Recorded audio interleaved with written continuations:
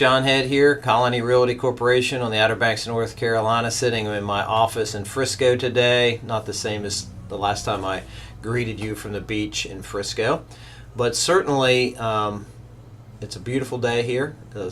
October is one of my favorite months of the year, and I just wanted to follow up on the series that we're talking about. We first last month spoke about home warranties and the difference maybe that in a home inspection, and then the question was brought to my attention: what is the real difference between a home inspection and an appraisal? Two different things that somebody's trying to accomplish, certainly. The home inspectors are trying to determine the condition of this home, and it has a variety of factors that they weigh in, and those inspection reports run from 24 to sometimes 62 pages, depending on the house, the age, the size, the condition, always plays a factor in. Even some new houses have issues. So they're looking at everything from your HVAC system, plumbing, electrical, smoke alarms, roof, fasteners for decks and railings, and pickets for safety issues. So they're spending a lot of time, depending on the size of the home, to determine its true condition in areas that could potentially be of concern. As an agent, the first thing I look at is what's known as the defector summary pages and that of the marginal summary pages. And then I go back to the report itself to look specifically at whatever was mentioned in the defective summary, so that we can kind of short list basically, especially if it's a 62-page report, look at the things that may need to be addressed immediately. If you're buying a home, if you're selling a home, it's things that you can do in advance of listing and take care of the house and have it ready for a buyer and not hinder any sales at that point. And the reason I say that, because that will come up in an appraisal.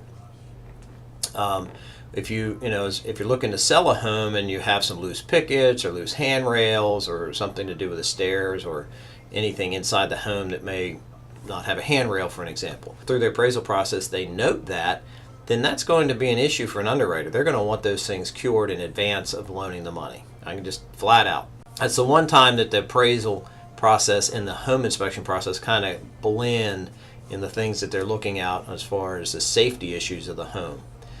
Now, once you get that report back, it's at will how you want to proceed. You have to take the recommendation of agents of what's possible approach for defective summaries.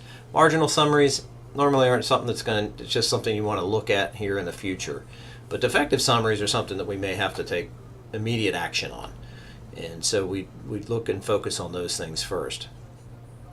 The appraiser, and when that's being done, they're hired by a third party now. The bank just sends a request out to a company, normally in California or Colorado, and they send it out to their network of appraisers, and the appraiser says, yes, I can do it by, and they get that thing. So there's no control from an agent's perspective or the lender's perspective of who's going to do that appraisal. Once they go in and do the house, they're going to note some of those safety issues potentially that may have even been seen on a home inspection if they haven't been cured.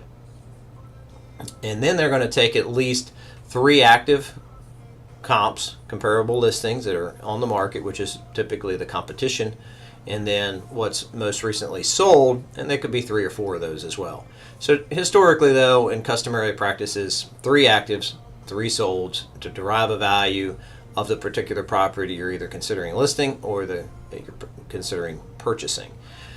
And to determine a value for the specific day it's written, it's only good that day, because our market's always changing. In 2008 to 14, it was mostly going down. From 14 till today, it's been going up, somewhat slow, but it's been going up. So it's been encouraging to see our median price increases coming across the board. It's been a very active year, so that makes it easier to get comps. In that 2008 to maybe 10, 11, actually 12, it was even hard to find comps because things were just sitting on the market languishing so long. I mean, some of the average days of listings were outside of 600, 692. Today, most averages at about 255, so we're down considerably from our average days on market. And when the appraiser's looking at the home, they're also looking at overall economic conditions. The underwriters at the bank you're using would want to know what's the economic condition look like? Is it static? Is it depressed? Is it increasing or decreasing? And obviously now that we've hit that uptick, it makes lenders a little more, the process anyway, a little more easier to take it and get through the loan process. So those are the two differences of, trying to figure out the condition of the home and then trying to get a value of a home. Both really are only good for the day that report's done, because anything can happen on a house between the time that inspector leaves. So it's really good up into that day. And so is the appraisal.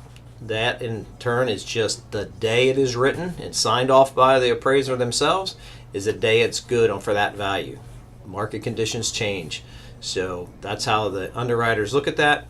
And I just wanted to make clarity since the questions came up.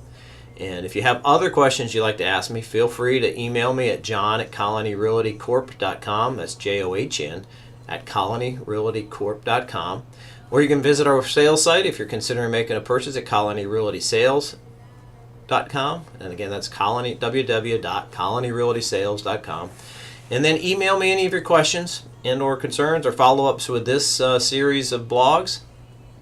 And until I see you at the beach, have a great day and enjoy these fall air, fall colors if you're where the leaves are changing. And if you're not here at the beach, it is gorgeous. So come on down and test the water's still warm. In the meantime, you can always call me, 252-995-5500. Again, that's 252-995-5500. Thanks, folks. Until next time, make it a great day.